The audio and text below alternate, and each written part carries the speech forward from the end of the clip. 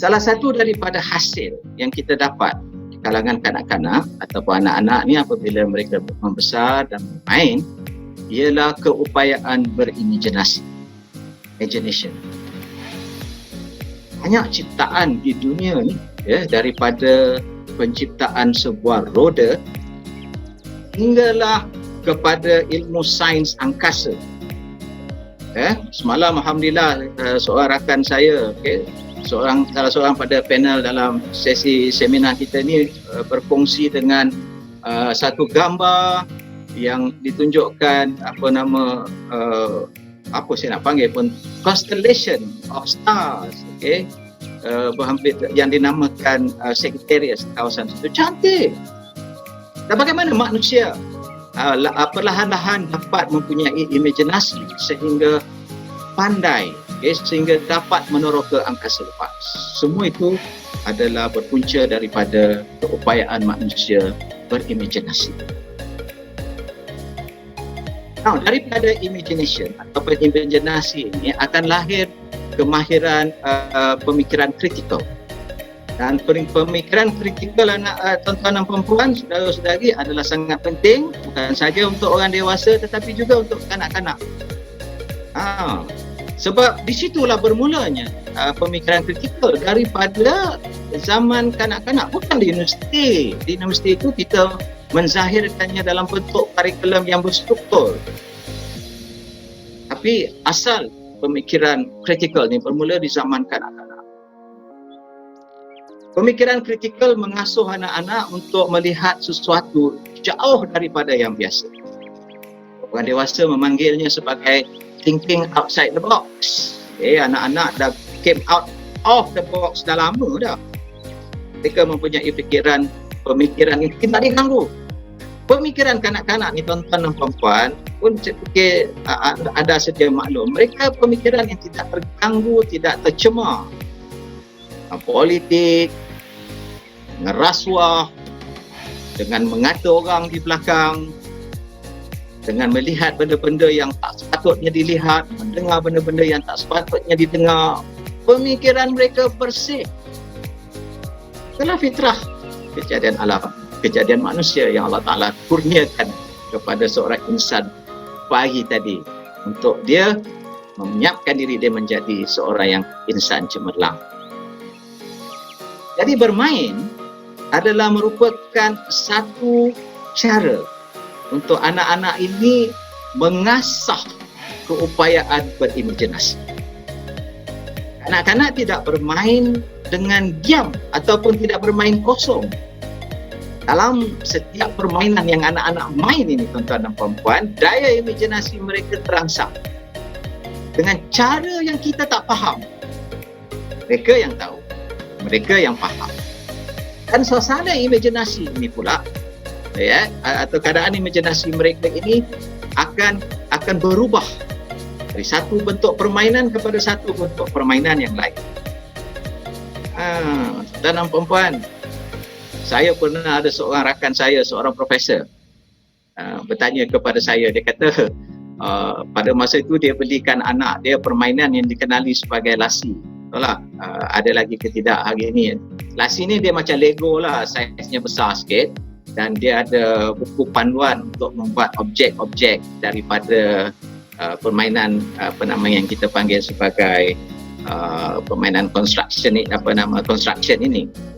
Adalah boleh buat kuda, boleh buat kapal angkasa. So kawan saya ni dia beli satu set, mahal betul lebih RM50. Dia beli satu set, dia bawa balik. Kemudian esoknya dia datang ke pejabat, dia cerita kat saya, Rozali tahu tak apa anak I buat? Dia kata, ya apa dia Prof? Dia susun, dia cocok lasi itu, dia susun, akhirnya dia jadi macam sebatang kalah yang panjang. Dia tak minat nak buat objek-objek yang dalam gambar, tak. Yang dia minat, dia cocok lasi itu satu demi satu, selagi ada, sehingga dalam rumah dia itu sepanjang-panjang lantai itu jadi macam satu highway atau landasan kereta api. Dia panggil macam galak. So, dia tanya anak dia, ni apa ni? Anak dia cerita macam-macam lah, daya kreativiti, tapi mak dia tak faham. Kenapa mak dia tak faham? Saudara Pak Kerani, ini kita Sebagai ibu bapa ni, kita kena perhatikan juga ada anak kita main. Kadang kita senyum tengok anak-anak kita main. Jadi kita tak faham. Betul-betul, kadang-kadang kita tak tahu pun. Kadang-kadang dia kata ni bentuk bot, tapi sebenarnya dia bentuk motor. Ya, betul. Sebab imajinasi mereka sihat. Daya imajinasi mereka sihat dan mereka mampu menzahirkan imajinasi itu menggunakan peralatan permainan itu dan dizahirkan dalam bentuk yang mereka rasa puas dapat berbuat. Walaupun kita sebagai orang dewasa kita tak faham apa dia, mereka faham. Waktu nanti saya nak kongsi dalam slide akan datang ni, waktu mereka bermain kita tak boleh kacau. Now, pemikiran kritikal yang diasuh melalui daya imajinasi kanak-kanak ni, tuan-tuan dan puan-puan, saudara-saudari, sebenarnya dia mengasuh anak-anak kita dan mempersiapkan anak-anak kita pada usia kecil itu untuk berdepan dengan cabaran dan mengatasi halangan dalam kehidupan dia satu hari nanti. Dia akan jadi sangat kreatif. Imajinasi ini melahirkan kreativiti. Kejap lagi saya nak cerita pasal kreativiti juga. So imajinasi muncul semasa kanak-kanak ini bermain secara bebas. Sebab tu tuan-tuan dan puan-puan, kalau kanak-kanak tu bermain seorang diri, dia tak ada kawan akan kata pada waktu, ataupun mungkin abang, kakak dia ada projek lain, tinggallah anak ini bermain seorang diri. Dan bila dia bermain seorang diri, perhatikan, kadang-kadang dia tidak main seorang diri. Maksud saya ialah dalam dia seorang tu bermain alat permainan, dia ada perbualan kadang. Dia ada perbualan. Dia berbual dengan seolah-olah ada seorang individu lain bermain dengan dia, tapi tak ada dia seorang. Zaman saya kecil-kecil dulu, tuan-tuan dan perempuan, ingat dulu kalau saya bermain, ni ingat lagi ni sebab benda ni sangat menyentuh perasaan saya masa kecil dulu. Kalau saya bermain, saya main seorang, saya bercakap, nanti orang tua akan marah, apa cakap seorang ni, tak betul. Tak boleh cakap seorang. Kita pun tertahan kita punya imajinasi, tertahan kita punya projek nak bermain waktu itu. Sebenarnya bila anak-anak ini bercakap atau berbual ketika bermain seorang diri, dia sedang merangsangkan daya imajinasi. Hanya dia pun tahu tak ada orang dia bercakap tu, tetapi dia menggunakan imajinasi dia untuk menzahirkan apa yang ada di dalam mind dia, di dalam minda dia. Tangan mengatur sesuatu permainan dengan alat permainan itu. Mulut menyampaikan hasrat yang terdapat dalam minda dia.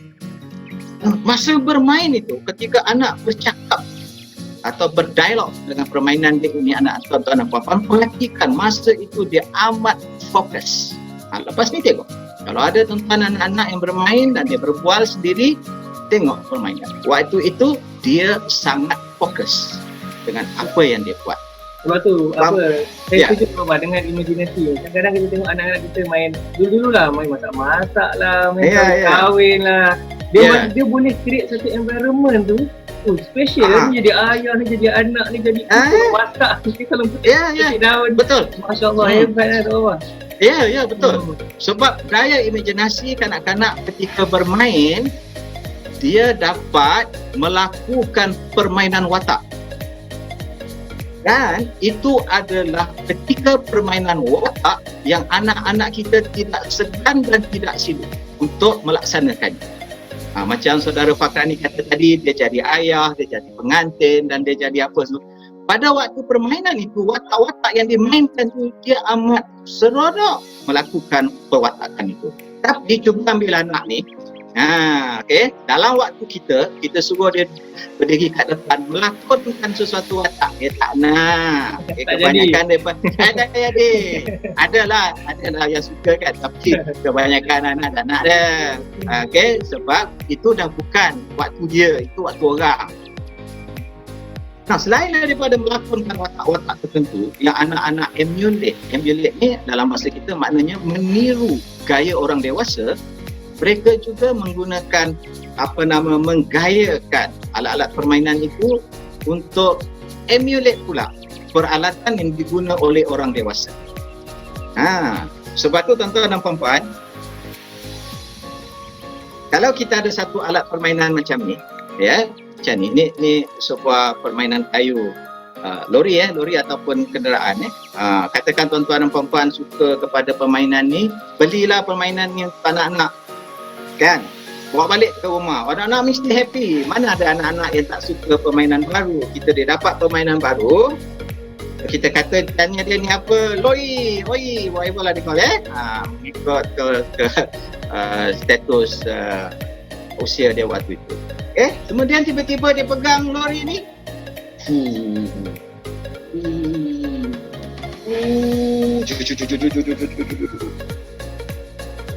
jadi kapal angkasa.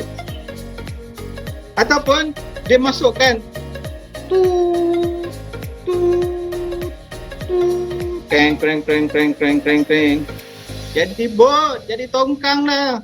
Ataupun tuan-tuan dan perempuan dia pegang terbalik lori ni, dia letak satu alat ke atas, lori ni dah jadi dapur gas untuk masak bubur dalam permainan mereka. Maknanya anak-anak ini, kalau dia melakonkan alat permainan itu menjadi sesuatu yang lain, sebenarnya bagus. Jangan kita frustrated pula, jangan kita belikan kau radio kontrol car tu berpuluh-puluh ringgit. Alamak, kau buat katil anak patung. Alah, buang masa lah kau ni. Jangan potong kreativiti dia, jangan potong imajinasi dia. Biarkan, sebab di dalam permainan, di dalam imajinasi, dia sedang melakonkan watak peralatan. Ada watak individu, watak manusia, dan ada watak peralatan. Tools untuk dia menjadi kreatif. Sebab itu sebentar lagi Tok Baba akan terangkan mengapa kanak-kanak perlu bermain secara bebas, ya.